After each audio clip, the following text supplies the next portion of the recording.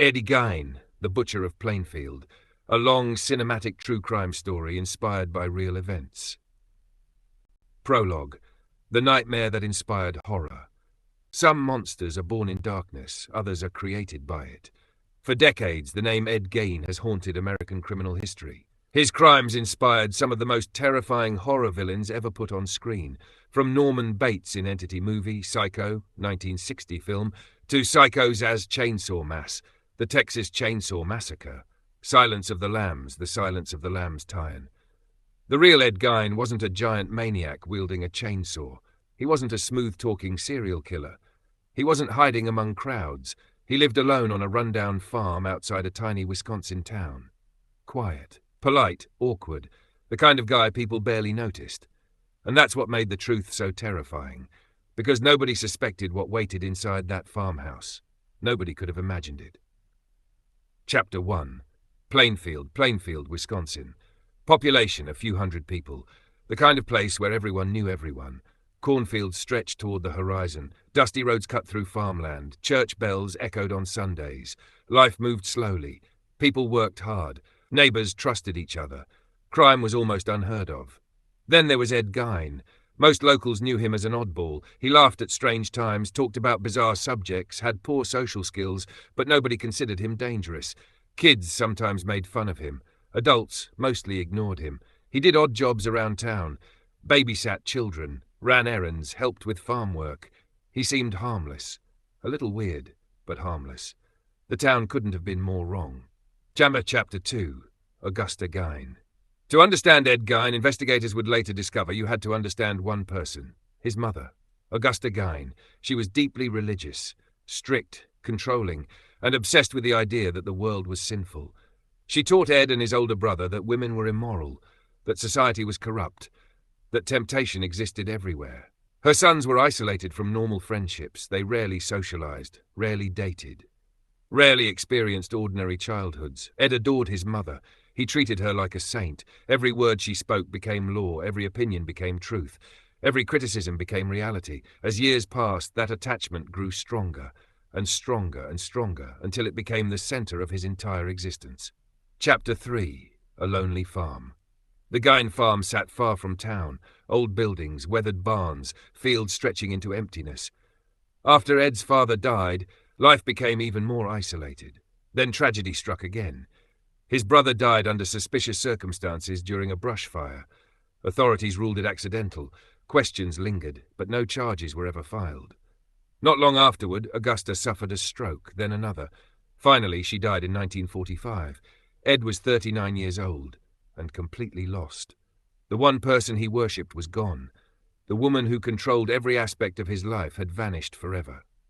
Neighbors noticed changes. Ed withdrew even further. The farmhouse became a tomb. Rooms remained untouched. Many areas were sealed off exactly as Augusta had left them, like a shrine, like a museum, like a desperate attempt to preserve the past. But preserving memories wasn't enough. Ed wanted more. Chapter 4. Obsession. Grief turned into obsession. Obsession turned into fantasy. Fantasy turned into something far darker. Investigators later learned that Ed spent countless hours reading books and magazines dealing with death, anatomy, and grave robbing. Night after night, he drove lonely roads, past cemeteries, past churches, past forgotten graves.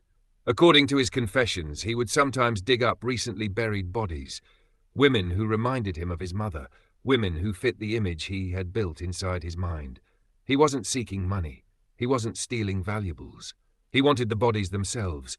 His obsession had become something horrifying, a desperate attempt to recreate what he had lost, to bring back the impossible, to fill the emptiness left by Augusta's death. But the dead could never truly return, and so the darkness continued growing.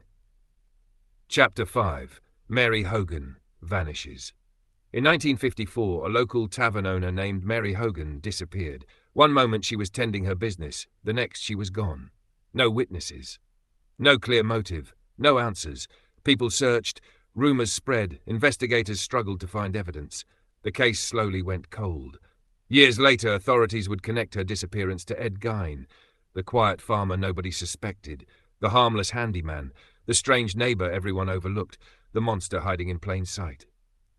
Chapter 6. November 16th, 1957. The day that changed everything. Bernice Worden owned a local hardware store. She was respected, known throughout town. That morning she opened her business like any other day.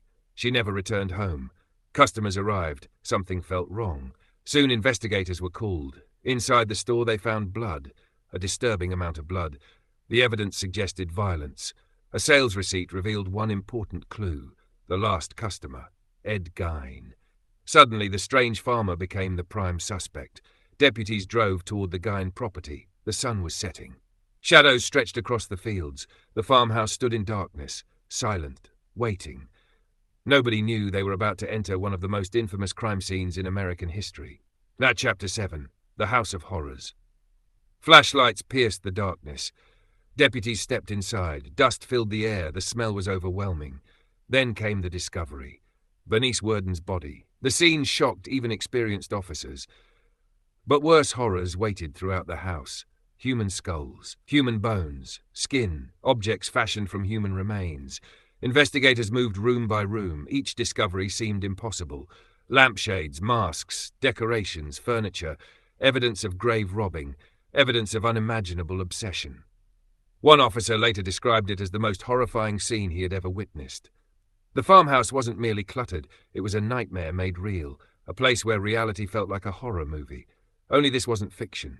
This wasn't Hollywood. This was real, and every discovery deepened the horror. Now to Chapter 8, the arrest.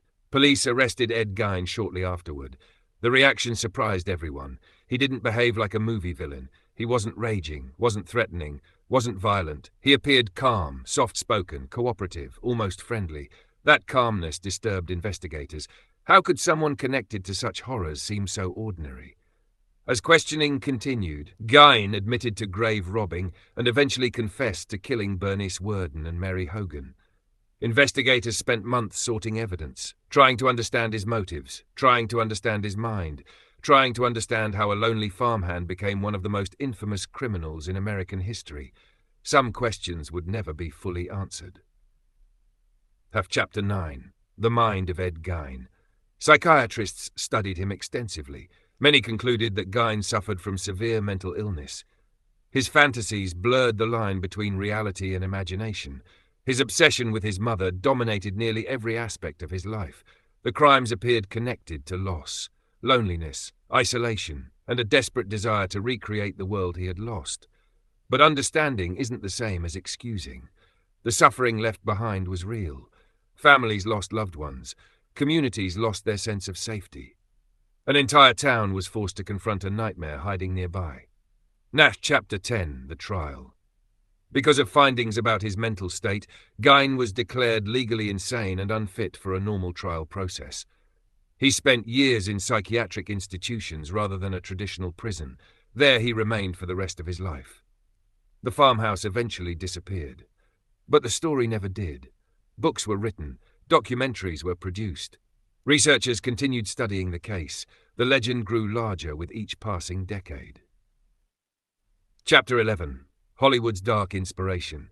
Writers and filmmakers couldn't ignore the story. The bizarre relationship with his mother inspired Norman Bates.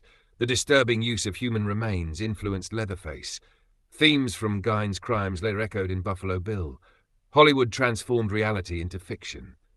But many people who learned the true story discovered something unsettling. The real case was often more disturbing than the movies, because movies end. Reality doesn't. The victims were real. The families were real. The horror was real. Epilogue.